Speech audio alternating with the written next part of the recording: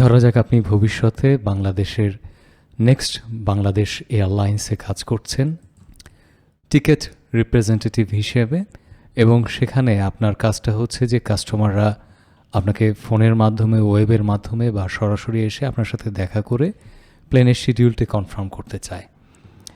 তো এক্ষেত্রে আপনাকে এরোপ্লেন সার্ভিস এজেন্সি আপনাকে একটা বিশাল 1907 রেকর্ডের একটা বিশাল একটা এক্সেল ফাইল দিয়েছে। এখান থেকে আপনাকে খুঁজে খুঁজে তাদেরকে বলে দিতে হবে যে কার কখন ফ্লাইট বা কোন সময়টা যে যেতে চাচ্ছে, সেক্ষেত্রে ফ্লাইটের অ্যামাউন্ট কত, সেগুলো সব বলে দিতে হবে।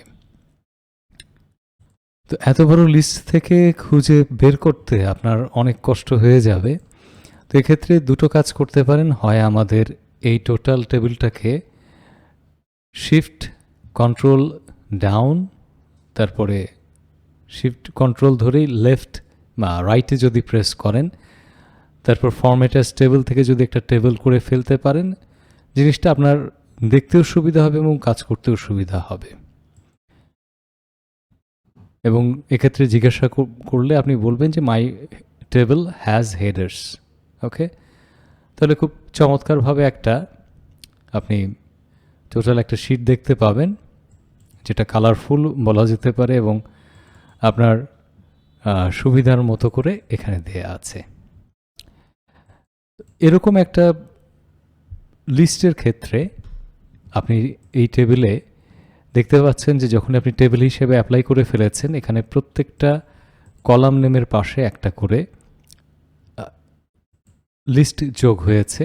এই লিস্টগুলোকে অ্যাকচুয়ালি ফিল্টার বলা হয়, এবং এই ফিল্টারটা যদি কোনো কারণে না থাকে, ধরা যাক আপনি টেবিল হিসেবে ডিফাইন করেছেন, তারপরে এমন অবস্থা হচ্ছে যে ফিল্টার নেই, সেক্ষেত্রে টেবিলের যে কোনো জায়গাতে ক্লিক করে আপনি সর্ট ফিল্টার থেকে যদি ফিল্টার দেন তাহলে চলে আসবে। এটা যদি না থাকে সেক্ষেত্রে বলছি।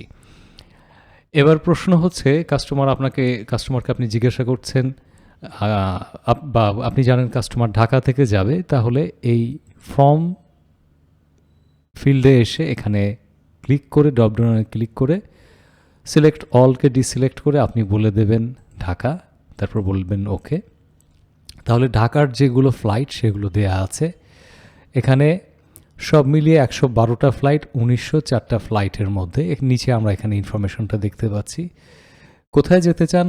তিনি হয়তো যেতে চান চিটাগং, তাহলে এখান থেকে ডেস্টিনেশন এসে ক্লিক করে সিলেক্ট অল এটা তুলে দেবেন, এখান থেকে দেবেন চিটাগং, আপনি ওকেতে প্রেস করবেন, তাহলে শুধুমাত্র ঢাকা থেকে চিটাগংয়ের যে ফ্লাইটগুলো সেগুলো এখানে চলে আসবে। ডিস্টেন্স হচ্ছে প্রায় এত কিলোমিটারের মতো, ডিউরেশন লাগে প্রায় 64 মিনিটের মতো, 1 ঘন্টা 4 মিনিট।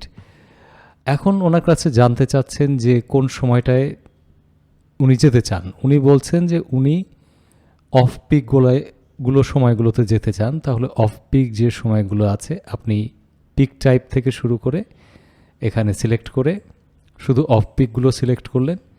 অফ পিকগুলো দুটো সময় আছে, একটা সময় হচ্ছে ভোর 6টা, আর একটা হচ্ছে রাত 8টা। এখন তিনি যেটা কনফার্ম করবেন তাকে আবার ইনফরমেশন দিচ্ছেন যে রাত 8টা যেটা আছে সেটার স্ট্যাটাস হচ্ছে ডিলেইড, আর ভোর 6টারটা সেটা ঠিক টাইমে আসছে। তো তিনি হয়তোবা ভোর 6টার যেটা আছে সেটাকে বুক করে ফেললেন। আপনি আবার আগের অবস্থায় যাওয়ার জন্য শর্ট ফিল্টার থেকে যদি আপনি ক্লিয়ার ফিল্টারে প্রেস করেন, তাহলে এই ফিল্টারটা আবার আগের অবস্থায় চলে যাবে। আবার কেউ যদি এমনটা জানতে চান যে তিনি হয়তো যাবেন, তিনি যেতে চাচ্ছেন সে ফরিদপুর থেকে, এখন তিনি কম্পেয়ার করতে চাচ্ছেন যে কোন জায়গাটা তার জন্য যাওয়ার সবচেয়ে সহজ হবে বা সবচাইতে কম হবে। এখানে বিভিন্ন ক্লাসের ভাড়া দেয়া আছে, যেমন first class, business class, premium economy এবং ইকোনমি ক্লাস। তো আপনি তাকে প্রিমিয়ামের ইকোনমি ক্লাসের ভেতরে, বা তার পছন্দ হচ্ছে প্রিমিয়াম ইকোনমি, এটার ভেতরে যেগুলো আছে সেটার ভেতরে সবচেয়ে কম কোনটা, সর্ট স্মলেস্ট টু লার্জেস্ট এখানে ক্লিক দিলেন, তাহলে সবচেয়ে কম দেখা যাচ্ছে যে ফরিদপুর থেকে বরিশাল, এটা মাত্র 2400 টাকা, এবং আরও অনেকগুলো 2400 টাকার রয়েছে। যশোরও মোটামুটি চিপ। আর যদি আমরা এই শর্টটাই করতাম কিভাবে, যে লার্জেস্ট টু স্মলেস্ট, তাহলে সবচেয়ে বেশি খরচ যে জায়গাটায় সেটা চলে আসতো এখানে। যেমন হচ্ছে ফরিদপুর থেকে দিনাজপুরের প্রায় হচ্ছে 11,900 টাকা। তো তিনি এবার জানতে চাচ্ছেন যে ঠিক আছে, তিনি ফরিদপুর থেকে দিনাজপুরে যাবেন, তাহলে আপনি এখান থেকে দিনাজপুরটা সিলেক্ট করলেন। দিনাজপুরের ফ্লাইটগুলো চলে আসলো। তারপর এর ভেতর থেকে কোনটা সবচেয়ে কম আছে, আপনি দেখতে পাচ্ছেন যে অফ পিক টাইমেরগুলো কম আছে। তাহলে আপনি বা তিনি পিক আওয়ারেই যেতে চাচ্ছেন, এখান থেকে আপনি পিক আওয়ারটা সিলেক্ট করলেন। পিক আওয়ারের দুটো ফ্লাইট, একটা অ্যাভেইলেবল, সেটা হচ্ছে কয়টার সময়, সকাল 8টা থেকে মানে ফ্লাইট শুরু হবে এবং 10টা 10-এ পৌঁছাবে, এটা তিনি বুক করে ফেলেন। তো এভাবে আসলে ফিল্টার আমাদেরকে বহুভাবে কাজে সাহায্য করে। আর ফিল্টারটাকে ক্লিয়ার করতে চাইলে শর্ট ফিল্টার থেকে আপনি যদি ক্লিয়ার করে ফেলেন, তাহলে ঠিক আগের অবস্থায় চলে আসবে। আবার আপনি নতুন কাস্টমারদেরকে অ্যাটেন্ড করতে পারবেন।